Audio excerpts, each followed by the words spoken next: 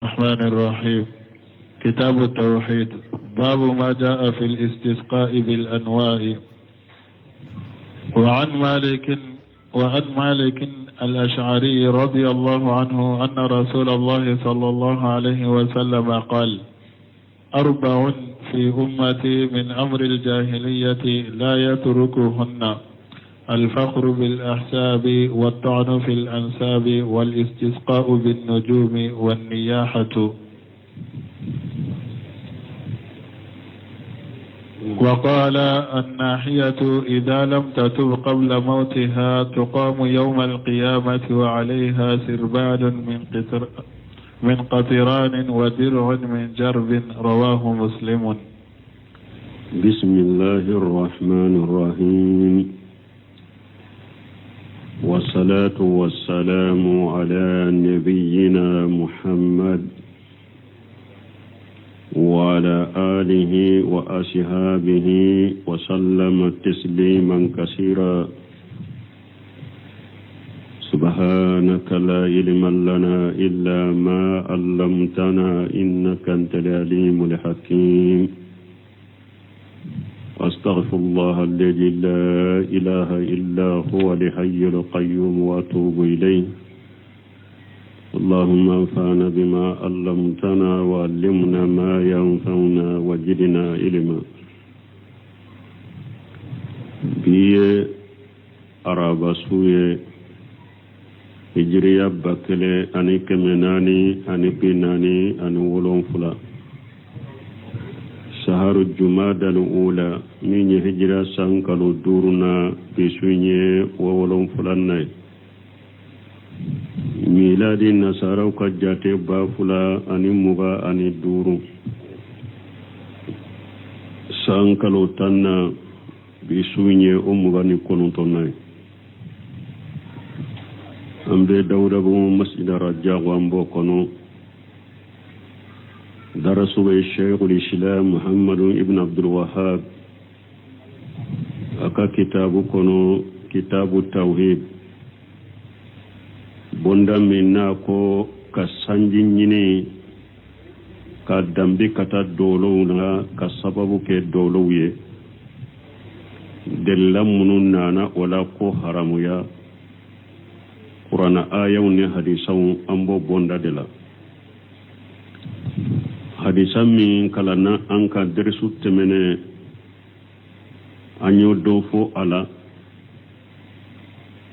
وعن أبي مالك الأشعري رضي الله عنه أن رسول الله صلى الله عليه وسلم قال: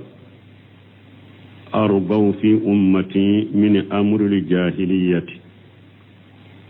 لا يتركونهن: الفخر بالأحساب، والتان في الأنصاب، والاستسقاء بالنجوم، والنياحة. وقال: النائحة إذا لم تتوب قبل موته تقام يوم القيامة وعليها شربال من قطران والدرء من الزرب. رواه مسلم. درس 8 حديثين نكرو غروبالي فو كدو فو سرهولا أم بمولي يرمي قوله التانو في الأنصاب كمو كدامبي كاسوكو كمو كدامبي سو كمو ليبو كاللاغوشيا كدامبي لا تانو كوري موني على أيبو ليبولي وقجو مانوي كقوز وقوز مانوي كقوز تاون في الجسد. مانا كهذا مدل ليبو كسوغو الدمبلا ودي مانا سوغوليه أبكمي فريكولو سوغوليه ني تاونو بنا تاونو أبي فريكولو سوغو تشوغمي na hada madin fana ka dambe lebu afana yemana sogoli de komi tawuna be farikulu sogo chogomi wali haja summi ali ayibu tana ninde koso nuye waibu lebu uya wale otana sogoli والأنصاب جمع النسب أنصاب الدمدو فرلين يغن كوري تقول أنصاب وهو أصل الإنسان وقرابته ويحدى مدين كاللسري أنيكا بالمسرو فيتأل في نسبه إبس شغلك كالليبولك هذا مدين كالدمبلا كأن يقول أنت ابن الدباغ misali la e ka fo mogo do ma e ye golo dogina dende golo dogina e yo dende dabbar ye de folo munum be golo faga e ye golo dogina dende aw anta ibni mugoti atli buzuri al buzuri ube e ye munegese muso negesiri koro negesiri kala nege koro sigi bagad dende wa hiya shay'un fi faraj al mar'ati yuqta inda qitan an nisa burje munye ba haketo fendo de do abe bo muso ka muso ya de la muso bolo kolili wakati ba tike ka mogodo saputeni woye e bate foila ni muso ewa bolo kolila te bolikela de bolo ewa muso bolo kolila de ube muso nege kurosi buga de arabu tumbe nunu nye bara uye dagalendo ate komi bara haramu yerendo me utumbe nyugo lago sinuye uke bara majigile unde ube nyugo lago sinuye قوله والاستسقاء بالنظوم أي نسبة للمطر إلى النظوم ناكو كسانجي نيني كني دولو مانا كسانجي نيني دمبي كتا سانجي نيالي كدمبي كتا دولوما ما اعتقاد أن الفائل هو الله عز وجل كفرا أسير لم بدو سكونا دي كافو ألا دي بي سانجي ناتي مي سانجي ناليا سببو دي كي دولوي أما إن اعتقد أن النجوم هي التي تخلق المطر والسحابة أو داءها من دون الله لتنزل المطر فهذا الشرك أكبر مخرج من الملة مخرج عن الملة من نايا سرويا سريد دسكون دي أبيد دسكون كنو دي كل دولو يرد بي سانجد دا دولو يرد كبانو دا ube eye dole wure ka fara alaka ube eye dole wure ka ala wure li toye ko dole ka sanji jigi ni nye musirkiya kumba ba de mimbi labo silamiya kono ni e dolo sanji nali ya adambi kata dolo ngam ko dolo de kera sababu e me sanji jigi bagay ala de ninde ye musirkiya fitiniye menna abe e bolo sanji nyere debe ewa dolo nyere debe sanji da dolo nyere debe kabanogo da ube eye dolo inde wole kwa ka sanji nati nyenye mushrikiya kumbaba de mimbi labo dina kono qawluhu wan niyahatu haja huwa rabiu wan niyahatu na ko kasi ninde nani nay ni ciden ko mununye jahili ko ye uba kam mantombolo tutoye kasi هي أرفو صوت بالبكاء على الميت قصدا نياحة يموني ويدي كي كان قرطاني كشي ككشي سوكا كي كان قرطاني كشي نيريو لنيني فنا وينبغي أن يدافع إليه على سبيل النوح كالنوح الحمام أكاكا أنكا فركا mana ki kan korota ni kashiye suka ni iyere kan ya dabwa kama ni kala nyine kake ka kulo komin duvani ni alebe ewa kashi abe kulo chokomi ni ikanke o chokola obe faraka wan nadimu ta'addud mahasinil maiti anifana kan nadimu mana ni kashiye ni ebe kulo komin duvani be kasi togomi ani fana ni bake kasu ka konyuma ujate yampe gode yampe chede ayenninke ikasito ikuloto ibake kanunu fo ka faraka ka konyuma ujate jate ire no fe ikasito نندي نياحة والنياحة من أمر الجاهلية ككشي سولا ننشغلا جاهل قدر ولا بد أن تكون في هذه الأمة متيدين كل بد قوابين من تولد وإنما كانت من أمر الجاهلية منا ننكشي سوء أكرا جاهل قوي إما من الجهل الذي هو ضد العلم إما لنيني ما نفندم بليا مغمون ندوني توبولو فندم بليا دي يبلالا أنا كو جاهلية وإما من الجهالة التي هي سفه وبي أنا كي يري لفلي أمبافو مما نلميا وهي ضد الحكمة ويكون تناي وإنما كانت كذلك لأمور هي منا نمكسي سوغو من فلن نياكيرا جاهلية كوي قدامدو قصو وقدامدو جمعي فلو أنها لا تزيد النائها إلا شدة وهجنا وعذابا نمكسي سوغو أتي كسي كلاين جيدي فويلا fo abe dode fareka geleyaka abe dode fareka dusukasika abe dode fareka lajabaka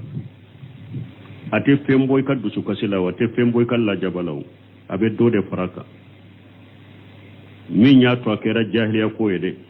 ko dama dode raddo apolo yenninyo fulanna annaha tasaqqut min qada'i llahi wa qadarihi wa itiradu alayhi nin kasi sugu bayirade e diminara ala kala tigende koro ani alaka yekomi alay komin ke ana kala tige idimina na ode koro kabbalami ode la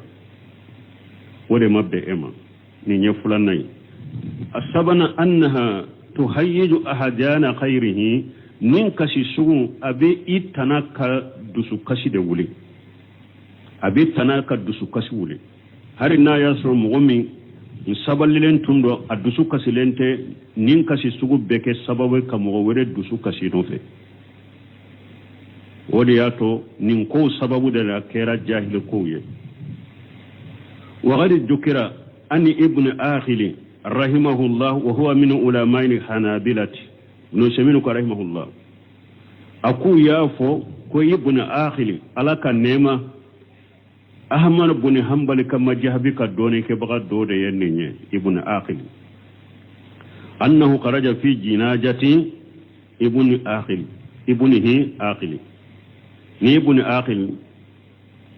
majhabi ahmad ibn hanbal kama jahabi ka doni ke baga bere ba dode do ale fana ka dendo tumbeu afana togode aqil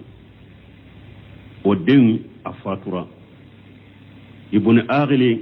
ademmi ibn aghila borakata akajana jala wa kana akbar awladihi ni ibn aghili min fulana akademmi tongoyun aghili ode tunya akadem fuloy akadem korobalen tunya lede wa talibal ilmi kalandendo doni nyini kila ton ko sobe ko hakli tumbe deyina kuraje tumbala kalana mugo jigi tumbala abena ke doni ke baga bay mais Allah ya ki afatura tuma mutara jana fayi nyere tara falamma kanu fil makhbarati saraqa rajulu tuma mu be kaburu sola cedo kulula wa qala ya ayyuha al-aziz inna lahu aba shaykhan kabiran fakhudh ahadana makanahu inna naraka min al-muhsinin ko masake nindem min fulen nya ale tara ayayin kala nindem min ali de kam ko masake akambe ala de ma ko nindem choko ewa afaye chokorbade inna lahu aba shaykhan kabira fa babulo afa korola faguju ahadana makanahu an dola kelemina anola inna naraka min al-musinin anye eye mo nyuman de yiye nyuman tige nyuman kala de ye ne ye nin kisa yorore tuma male nin fo kaburula be kasira kaburula be dusuko har fujunu tumbe minna be dusuko fujunu u kasira me faye re doni ke baay ayem mu fo فقال له ابن آخل رحمه الله ابن آخل فاي نيري كرمغو نيري أكون نين ما شيء من ين آية كلا كان ينفو أكون إن القرآن إنما نزل لتسكين الأهذان وليس لتهيج الأهذان أكون قرآن جيغنا دي كهذا ما دون كدسو كسي دي مدى قرآن ما جيغي كمو كدسو كسولي قرآن جيغلا كهذا ما دون كدسو كسي دي مدى قرآن ما جيغي كمو كتوكو كلا كوكي كهذا ما دون دسو كسولي فاين يرنين كلا ولا أمي درسو من سورو ينبالي ni banni kera an ka karamogo do nu tara mikro la banni ke yoro la u yo fana ke wajulu ke yoro de har ni mo min ko ne kala dala ya banni ni banni kera wajulu te an bolo ya be fere beke du gere mikro la chogomi u be mikro soro chogomi pour lu ka wajulu ke sani janaja wakati kase ni wajulin fana kera mumbeke ube aya udeta ka harisa udeta ka kuma chogo do fo ke furu jaman bin be misiri kono berka dusuka kase benyaji kabo ko bi aye mo kasi ay aletun kanka mo dusuku madare me aye mo kasi ibnu aghli ko qur'ana majigo kamade qur'ana jigina de ka hada madun dusuku madade udusukasi madade me kata mo ka dusukasi wuli nin be dina famu baliyade wallahi har kunu anna tumbe nyonka bi abe fule abora etasi baw denun muson ayuto de misen fitini sambe nani ayedde jakwa fo ka mo kasi misiri kon amba ibado ka fro nunum be dina famu baliyade hada madin kanka de e kam mugo tajiya yere kore munye tajiya ni banni kera mugo bolo islamiya sariya tajiya inati munna ka takuma fo awa atigiye ka kuma fo ay kuma munum ba dusukun sabati kuma munum be ka hujunu mada tajiya kore ode me uluka wajulu nuka mikromina to yede fonka kuma den ka bekasi ko biya ye bekasi misiri kono aye ko jugu ke qur'ana majigo kama hada maden kan ka fende ke dusu kasu be bo mo la chogo mi qur'ana jigino de kam me kam mo dusu kasi ibn aqil yode fo chenye ibn aqil yode fo chenye nanina annahu ma hadhihi al mafasidi la yuraddu al qada nanina ko munun yayira konnin ko nye jahili koye tinyali munun bala o ko fede ateseka eka kasin teseka ala ye min ke kaba eka kasin teseka osageu ala kala tigi ala ko min ke kaba eka kasin teseka osage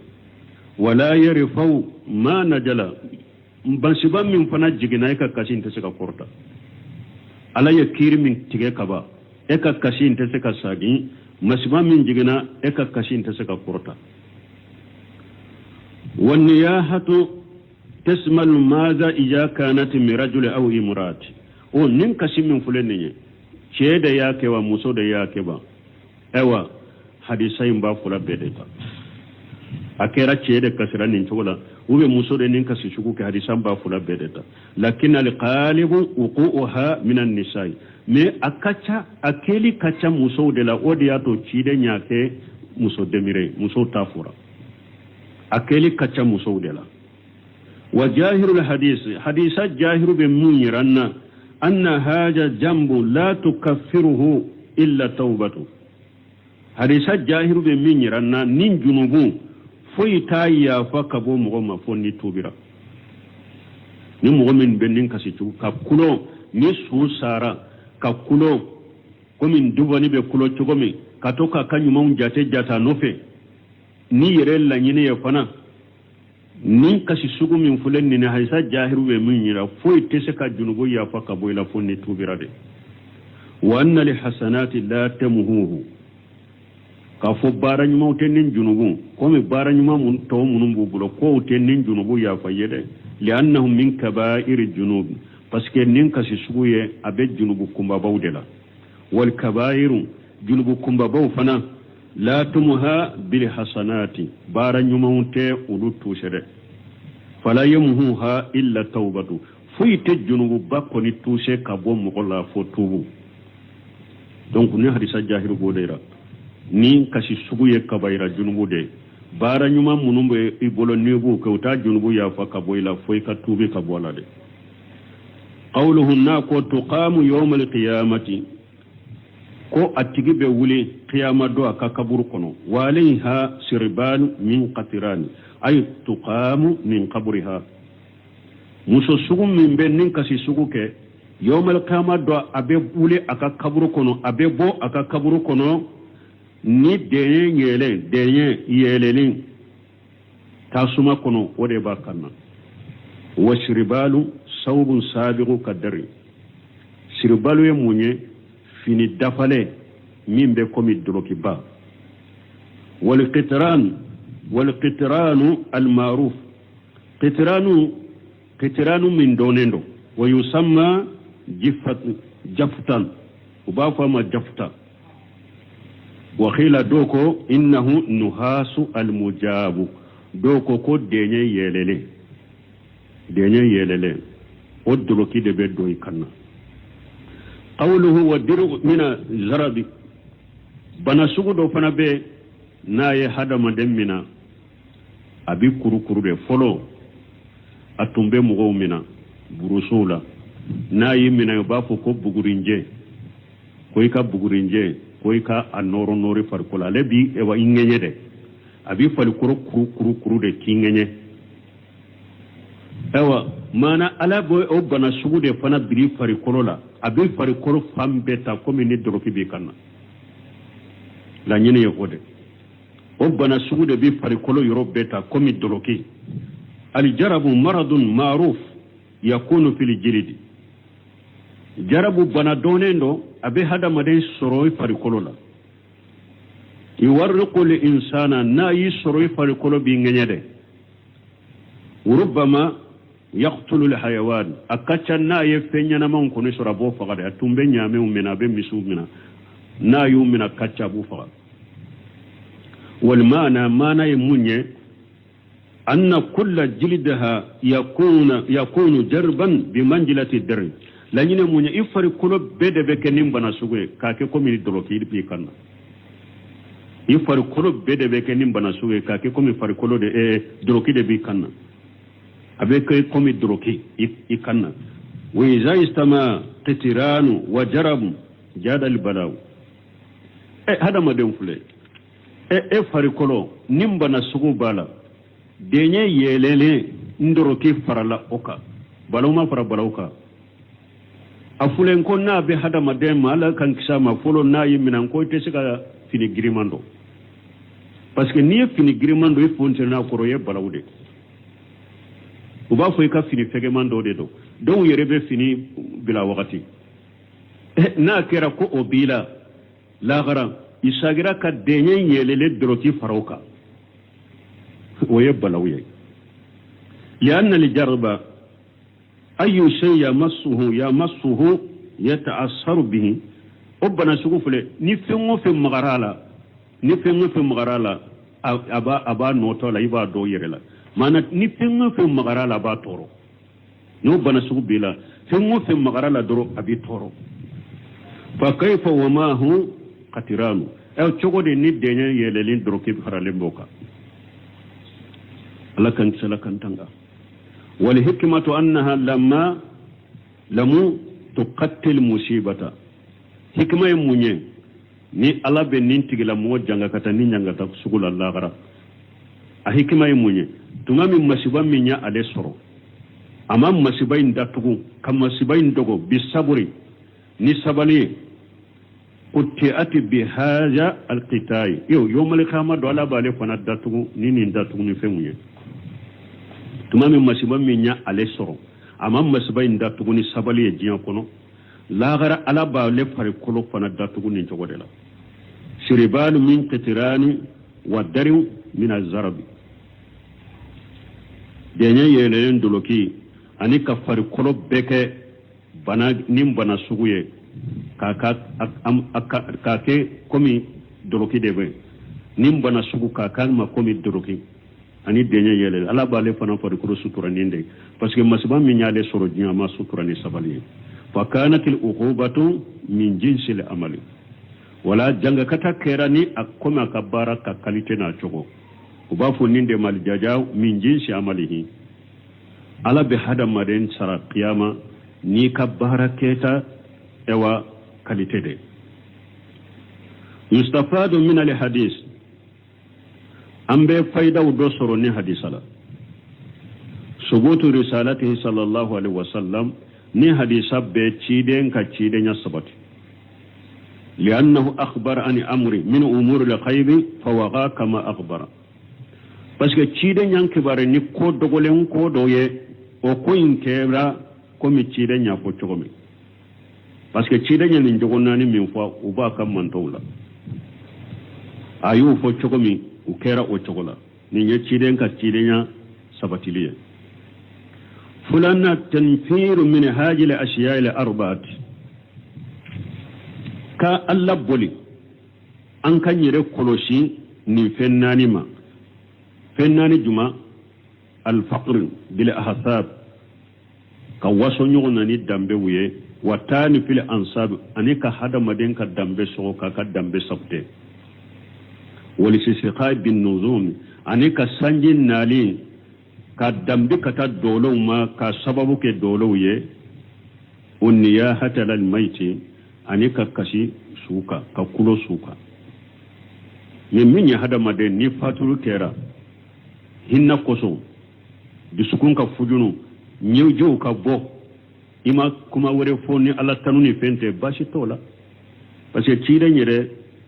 adenke ibrahima fatu do cide nyeju bora sebo ko cide yere akon nyaji bebo bisukun ka be hinna na nyaji bebo me ante foyi fo antigala be jeni minye bisukun ka fujunu nyaji ka bo bashi tola hada maden wakati ubena na wakati dola ikashe ko tola oye hinna min bid bisukun kono donc yu nyaji be se ka bo bisuku be kasi me kana kuma de fo kuma minni ala te jenay me kuloyi ka kulo be kasi karasa tara koy ale de ben ninke dombe ninke tuguni nunu nyon ngona katoka kanyuma njate jate kasito ode tebbe sabanna anna niyahatan min kabairi junub anya faida munu sorone hadisala sabanna kon nin kasi sugu ka kulo kusula ka kasinin chogola junubu badero abe junubu bawdela li wujudil wa'idi alaiha fil akhirati parce que cide nye kan karimada fo annofe lagra janga kata mimba annofe lagra cide nyo fonye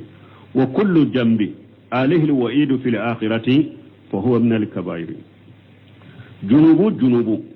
ni kan karimada ni janga kata fora annofe lagra o junubu de tokoy ko junubu ba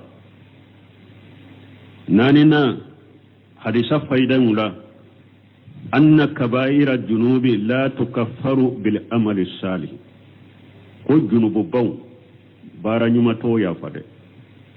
bara nyuma chama bi bolo chogomi junubu ba min bi bolo bara nyuma to ya fa li qawli tiden ka kuma koso ijalam tatubu qabla mautiha ako paske nin kasikela na matubi sana kasa donc ne nya yiranna junubu ba nunu bara nyuma to wulu ya fa foy ka tubu de duruna anna min suruti tawbati abe tubu saratula an takuna qabla al-maut hada madin ka tubi sani sayakana anyo fa mu hadisala abe tubu saratula hada made tubi sani sayakana ima li qawli kidan ka kuma koso ijalam tatub qabla mautiha na matubi akar sayani wal qawlihi ta'ala ani alaka kuma koso ala min kortaledo وليست التوبة للذين يعملون السيئات ala ko tubute mogoye mogo munun be bara juguke hatta ija hadara ahadahum al-maut fonni sayananu dola kelema qala inni tubutu al-ana anafu sisa ne tubira ala ko tubu to tigiye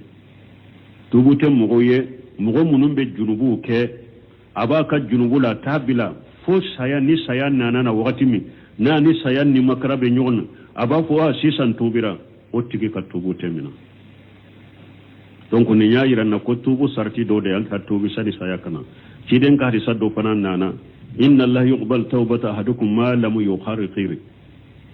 ko ala ba dola kelen ka tubu mina ni mabbo kam foy gonon kono woronna ni hadisa fayda wala anna shirka al asqara la yukhrij min al millati qoflan ka foya fitini mushrikiya fitini ate hada model labbo dinala famin ahli al ilm doni ka bago dobe man qala innahu dakhilu tahta al mashiyati in sha Allah ajabahu wa in sha ghafara lahu doni ka bago doko dobe ko mushrikiya fitini ko yawmal qiyamah do ko yibe do alaka jenkoro ni janga illa jabale jara alay ani la jabay a ni ka junubu ya fali jara alay ana ya faye doni ka baw do yen nin fo ko komi kabayra junubu tigibe chogomi awa ko junubu fitini tigi fana bo chogola ni be doni ka baw bobolo wa min ahli al-ilm doni ka baw do fana be uno bolon qala unuko innahu laysa bidaghil tahta al-mashiyati ko mushrikiya fitinite do alaka jenkoro qiyama comme kabayra junubi alaka jenkoro chogomi wa innahu la budda an yuaqaba ko mushrikiya fitini tigi koni fo alaki la jabade wa ila haja jahaba shaykhul islam ibn taymiyah li itlaq qawli ta'ala bo min fulani nye ibn taymiyah tara ninde no fe shaykhul islam ibn taymiyah ben ninde ka mana ko mushrikiya fitini te yafa iyado mushrikiya kumba bate yafa laghara men ni donna janaba kono fanayte bo me kabayda junubu tigi ebe alaka jenkoro yo male kama do na jaralaye ana yafi mai tedo jahannaba kono na tar janna no madjalaye ani la jaba jahannaba kono ni ka junubu hakke janna ka boyla tauhidini labbo ina tar janna o ye kabayray me junubu ewa mushrikiya fitini ko ala to ya fa qiyama abido jahannaba ki janga katade me ni janga katara yeka mushrikiya fitini junubu janina ka boyla wala ibe bo katari janna ko me ko ala ta yafa shaykhul islam bun taymiya ben nindeka munyato bun taymiya ben ninka alaka kuma ko so ala min kortaleno inna allaha la yaghfiru an yushraka bihi ala ko ne ala te yafa ni mogo min sara musriya ka ini musrikiya sera ne alama nte yafa musrikiya la fa qala wa shirku la yaghfiruhu Allah walau kana asqara bun taymiya ko akun musrikiya te yafa hari na yasur musrika fitini do ko te yafa ko pasike ayay mam musrikiya bo musrikiya la ako ayay nana fana bi shiyakh nakira anana nakira de la anyi suraka anana nakira de la ko wala bun taymiya ko mushrikiya fulay mbe asite ya falagara kumba bani fitini be wa bihaja na'rif ijama shay'ati shirki bunu seminu karahimahullah kunninna ambe mushrikiya ajunubu bonya ambo donninna ka fo mushrikiya mani de ambe mushrikiya junubu bonya donninna donc tumami sanin ka kontina ka kuma ma doni ke bawa wuye junubu tila o ko mushrikiya kumba badde ka juguni junubu be o ko fe mushrikiya fitini o ko fe kabayra junubu o ko fe junubu mise junubu be nyogon da fe katani njode la mushrikiya kumba badde ka bod katebe junubu be ka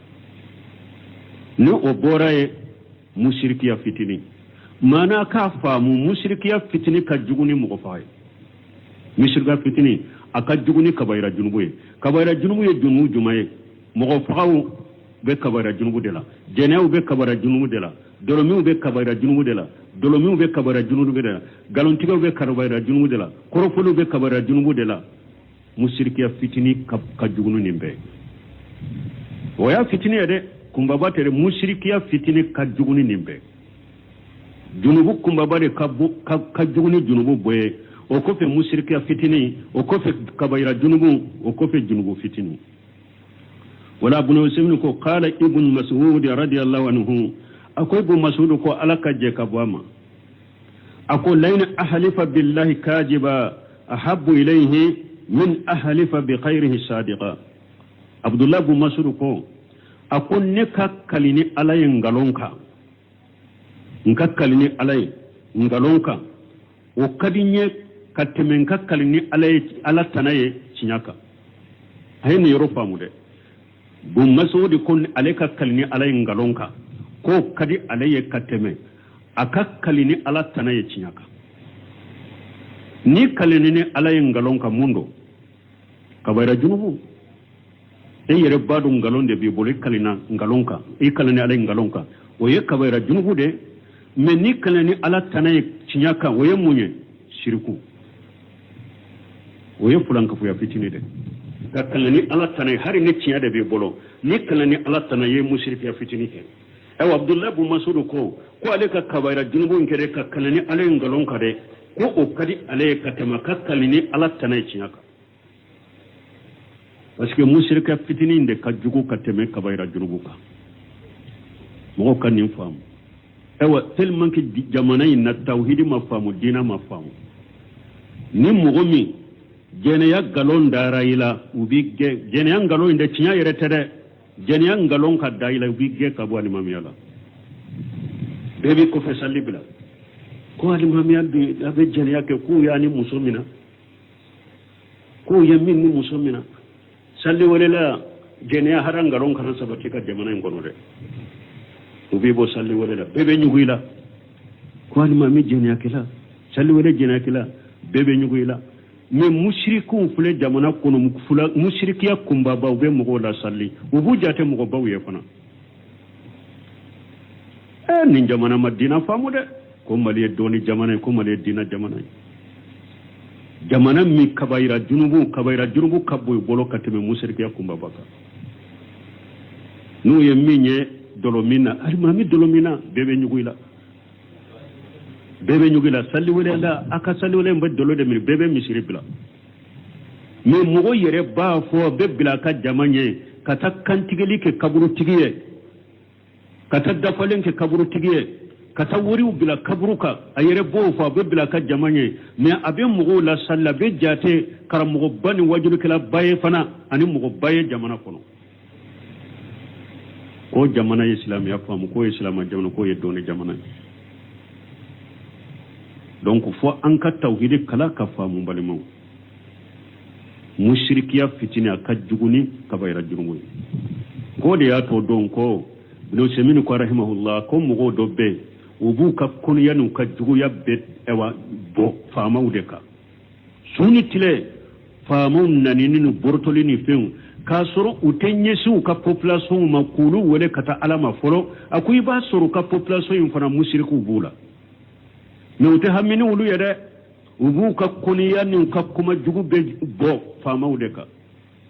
kasoro jamana fale musirkido ute hamini ulu yede ute tile ulu la ute kuma fo ulu yede sege fu ulu la kasoro iba soro population do musirkiya mimbu bolo ka jugu fama jugu ma munu be fama bolo musirka munu ka jugu noye wodi ato kuma wore be ibn Husayn modo sarafu do ko aleka ala kumbe nyogonya ni Hajjaj ibn Yusuf ka gafe ko kadi alaye akala kumbe nyona ni aywa Amr ibn Ubayd ka gafe layna alqa Allah bi sahifati Hajjaj ahabbu ilayya min an alqa Allah bi sahifati Amr ibn Ubayd ko ale kala kumbe nyogonyani Hajjaji ka barak jugu gafe ko kadi ale kateme kala kumbe nyogonyani Amr ibn Ubayd ka barak jugu gafe o fana be munyira parce que ampule kam min fo ya sisa mushrika fitini ka jugu kabaira jugu wotewa bon ni serefu fana ka kuma min fule ninye bidiya ka juguni ala soso e kabaira jugu nyina na wo yoro ladi mushrikiya kumbaba ode ka juguni junubu pe o kofe mushrikiya fitini o kofe bidiya o kofe kabaira junubu o kofe junubu fitini ni selfo kumana anya hakili jogode la Hajjaj ibn Yusuf ka gafe munye ale tunye tonyali kelade mo fagala Hajjaj ibn Yusuf tunye tonyali kelade mo fagala ayese ba chamani tabina chaman de faga bo ako ale kala kumbe nyonyi o yede o gafe de ko kausa amure ibn Ubayde ka gafe o ye muwata gilade bidiyamu amure ibn Ubayde muwata gilade bidiyamu donc ni ya yira nan balimon mushrikiya de kajugunu junubu beye akumba bana fitini no bora ye bidiya no bora kabaira junubu no bora junubu fitini wala anka jamano baki ka kele mununa utake ka kele mogo shikele mushrikiya kama jamana nkono utake ka mogo shikele bidiya kama jamana nkono ubake ka mogo kele munun kama jamana nkono kabaira junubu de nimba yira ko jamana nyere ka karamo chama nyere be dina mino mafamu ni jamana ka karamo yere tumbe nywe dina famu utumbe mushriku de kele folo o ko fe be bidia kele o ko fe be na famu tala famu tay kabaira junubu chama tay ube famu kele ni munye kene ko ye kabaira junubu de ne iba sorulu yere ka safu chela ulu yere mimbe kulo ka bo ka mo bele fule fuyeni fule wa kulola beddew ni kare la ka cenu muso to nyogon ka ko fara nyogon ka ko lube marasila fa ma kontrola ibasuru mushrikiya kumba batigi bo cela ewa mushrikiya fitini tigi bo cela bira mo bo cela nin junubu saba min tugulembe nyogon ibasuru ulu damade fara la nyogon ka ko lube kabara junubu tigu kele ambe ala delim balimo dina famu ala ka di jamana imade jamana madina famu de alaka dina famu ni jamana imade aha ومن أهل أنبت الدرسلا لأن الحلف بغير الله من الشرك فسيك ككلني عليه ويمشركين ككلني بغير الله من الشرك أبي أكيد عبد الله بمسرو ككمينده ككلني على تناي ويشركوا والحلف بالله كاذبا من كبائر الجنود مككلني عليه نغلونكا ويك جنوب بade كبائر الجنود وسيئة الشرك أعجم من سيئة الجنب مشركين فنا جنوبو ودي كبو كتمي جنوبو تو كجنوبوكا كجوكا مشركين وكجوكو كجنوبو كبو كتمي كبائر جنوبو وكجنوبوكا ثبوت الجزاء والباس وتيا ولو فلنا حديثنا من يسرالي أن كنو saka kunu qiyama anyo ofana famu hadisayna shegina anna li jaja min jinsil amali ko hada madembe sarani ka bara chogoyade ye bara kalte minka ala bi ka sarake no nyona de al jaja min jinsil amali anyo ofana famu hadisayna o be yoro juma ni ibn siminu karahimahullah ewa kashikela